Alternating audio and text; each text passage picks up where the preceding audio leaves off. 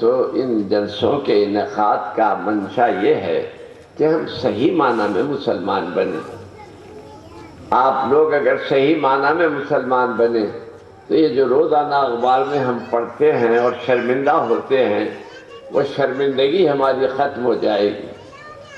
ہمارے بچوں کو ہم دیکھتے ہیں محلوں میں سے گزرتے ہیں، 12 1 بجے تک سڑکوں پہ کھڑے رہتے ہیں، کوئی کام نہیں ان کا، نہ ان کے باپ کچھ بولتے نہ ماں کچھ بولتی۔ عمر اللہ سے پائی ہے کہ برباد کریں، حق کے بندے ہی کہاں ہیں جو اسے یاد کریں۔ اللہ والے رہیں تو فجر کی نماز پڑھنے کا خیال آتا ہے اور رات کو جلد سو جاتے ہیں، لیکن ان کو نماز پڑھنے کا معاملہ ہے ہی نہیں، وہ کیا سوتے۔ اب یہ مسجد موجود ہے، آپ یہاں کے مصلیوں کے بارے میں پوچھئے امام صاحب سے، مؤذن صاحب سے، صبح کو کتنے آتے ہیں؟ 10 12 یا ایک صف، خلاص، وہ بھی گھٹتے بڑھتے رہتی جی۔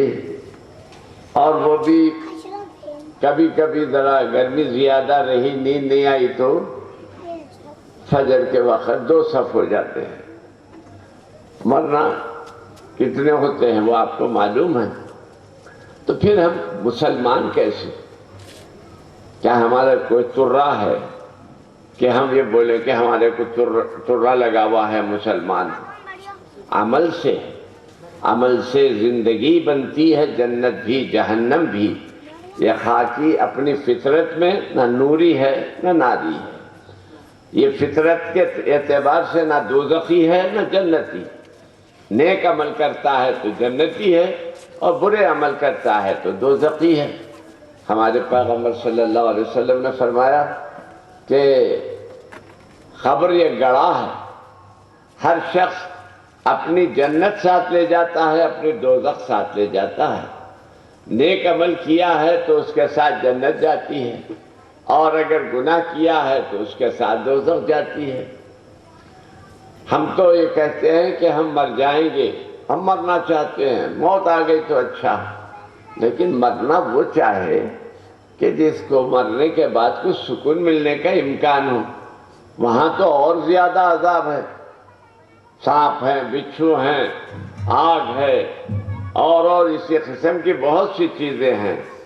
تو ہمارے دوستوں سے گزارش ہے، خصوصاً نوجوانوں سے، مجھے بڑی خوشی ہے کہ آج یہاں ہمارے نوجوان زیادہ تعداد میں ہیں، اور ان کے والدین بھی ہیں، والد وغیرہ بھی ہیں، تو یہ بہت اچھی چیز ہے۔ اگر یہ ایک محلے کا ایک یونٹ اچھا ہو جائے تو پھر آپ خود محلے کے نگران بنیں گے، آپ خود محلے کے اچھائیوں کو اجاگر کریں گے، برائیوں سے روکیں گے، اور آپ حکومت کے لیے پرابلم نہیں بنیں گے، بلکہ حکومت آپ کی قدر کرے گی کہ یہ لوگ خود اچھے ہیں، نیک ہیں، برائیوں سے بچتے ہیں اور غلط کاموں سے دور رہتے ہیں، تو پھر آپ کی قدر بڑھے گی۔ تو میرے دوستو، ہمارے سرکار حضرت محمد مصطفیٰ صلی اللہ علیہ وسلم نے ہمارے کو یہ سبق دیا کہ احکام خدا و رسول کی پابندی کریں، اور خدا کے رسول صلی اللہ علیہ وسلم نے خود عمل کر کے بتایا۔ یاد رکھیے، جب تک خود بولنے والا عمل نہیں کرتا اس وقت تک بات میں اثر نہیں ہوتا۔ جب تک موم بتی جلتی نہیں روشنی پھیلتی نہیں، جب تک اگربتی جلتی نہیں خوشبو مہکتی نہیں، جب تک مہندی پستی نہیں رنگ چڑھتا نہیں، جب تک گوشت جلتا نہیں کھانے والے کو مزہ دیتا نہیں، ایسے ہی بولنے والا جب تک خود عمل نہ کرے لوگوں کے دل پر اثر نہیں ہوتا۔ بات جو دل سے نکلتی ہے اثر رکھتی ہے، پر نہیں طاقت پرواز مگر رکھتی ہے۔ ہمارے بھائیوں سے میری گزارش ہے، عمر برباد مت کرو۔ دیکھو، اگر مال جائے گا پھر مل جائے گا، صحت خراب ہوگی پھر تندرست ہو جائیں گے،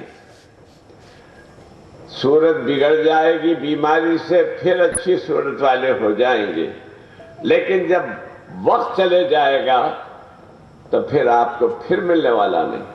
اب میں چاہوں کہ میری جوانی پھر میرے کو آ جائے، آتی؟ اب اکڑ لو یا داڑھی کو کالک لگا لو، جی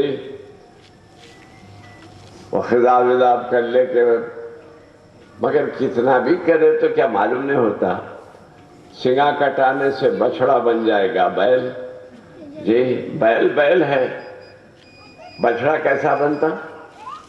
ایسے ہی میرے دوست جوانی کی جو زندگی ہے اور عمر جو آپ کے پاس ہے اس کی قدر کر، چبوتروں پہ بیٹھنا، سڑکوں پہ کھڑے رہنا، غیر عورتوں کو گھورنا، برائیوں میں مبتلا ہونا، یہ کہاں ہے؟ کیا یہ مسلمان کی شان ہے؟ کیا یہ مسلمان کا عمل ہے؟ حیا، غیرت، یہ ہے اصل چیز۔ حلال روزی سب سے اہم ہے۔ سیدنا عبد القادر گیلانی، محبوب سبحانی، میرا محی الدین جیلانی کا بھی آج ہم کو تذکرہ ہے، کرنا ہے۔ آپ کو معلوم ہے پیران پیر کی جیسی ہستی زمانے کو نہ ملتی اگر آپ کے والدین کی تربیت نہ ہوتی، اور حضرت پیران پیر کے والد بڑے اللہ والے، بڑے نیک، اور وہ اپنے نفس کو توڑنے کے لیے، اپنے نفس کے خواہشات کو دبانے کے لیے جنگلوں میں پھرا کرتے تھے، اور جوانی کا بڑا حصہ جنگل کی نظر ہوتا تھا تاکہ نہ برائیوں کی طرف توجہ ہو، نہ کوئی برائی ہو سکے۔ دن کو روزہ، رات کو اللہ کی عبادت۔ حضرت ایک دن روزے سے تھے، کھانے کو کچھ ملا نہیں، تو آپ نے پانی سے افطار کرنے کے لیے دریا کے کنارے جب آپ تشریف لے گئے تو وہاں ایک سیب بہتا ہوا آیا، آپ نے وہ سیب کھا لیا۔ جنگل کا سیب حلال، بعد میں آپ کو خیال آیا یہ سیب حلال ہے کیا حرام؟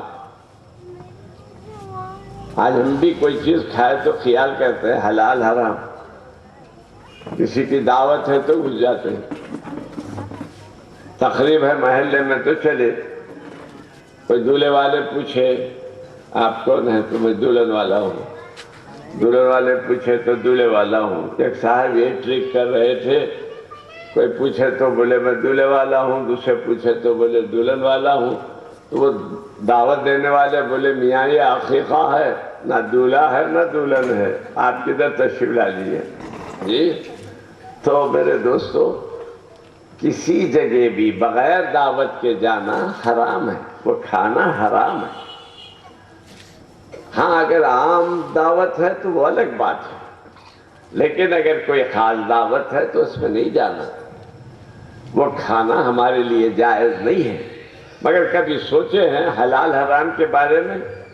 ہمارا تو یہ خیال ہے جو آ گیا وہ حلال، جو نہیں آیا وہ حرام، مل گیا سو حلال، نہیں ملا سو حرام۔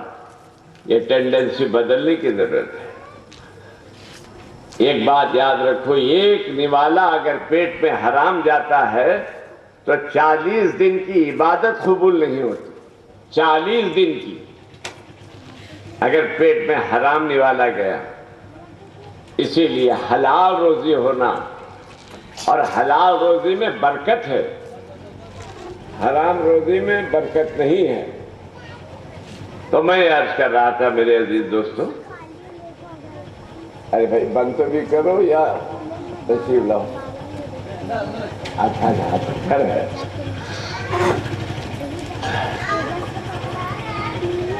میں سمجھا آڑے آئے کھڑے شاید وہ بیچاروں کا گھر ہے، نیور مائنڈ۔ تو عرض کر رہا تھا کہ